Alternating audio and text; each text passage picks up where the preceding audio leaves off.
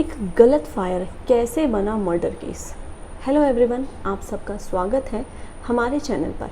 आज हम एक ऐसे केस पर बात करेंगे जहां एक ही गलत फायर ने पूरे केस को मर्डर केस में बदल दिया। ये एक परफेक्ट एग्जाम्पल है कि किस तरह से इंटेंशन, सर्कमस्टेंस और कानून एक दूसरे से टकराते हैं। चलिए शुरू करते हैं। इस केस में एक्यूज्ड सिर्फ एक सेलिब्रिटी शॉट हवा में फायर करना चाहता था, लेकिन गोली भीड़ में एक व्यक्ति को लग गई और उसकी मौत हो गई। अब सवाल ये उठता है कि चार्ज मर्डर का क्यों लग गया। चलिए इस सिचुएशन को एक एक करके समझते हैं।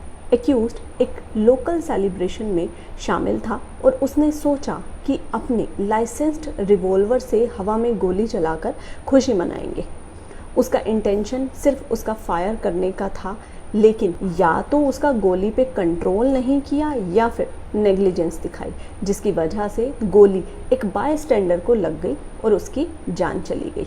अब आप ये सोच रहे होंगे कि ये तो बस एक एक्सीडेंट था, फिर मर्डर कन्विक्शन कैसे हो गया।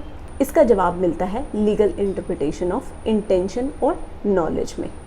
भारतीय न्याय संहिता का सेक्शन 101 और आईपीसी का सेक्शन 300 मर्डर डिफाइन करता है एक ऐसे एक्ट के रूप में जो जानबूझकर किसी की मौत का इंटेंशन रखता हो या फिर ऐसे नॉलेज के साथ कि ऐसा एक्ट से किसी की मौत हो सकती है। यहाँ एक्यूज्ड का इंटेंशन किसी को मारने का नहीं था, लेकिन उसका रेकलेस एक्शन भीड़ भरे एरिया में फायरिंग करना दिखाता है कि उसे पता होना चाहिए था कि इसका नतीजा क्या हो सकता है।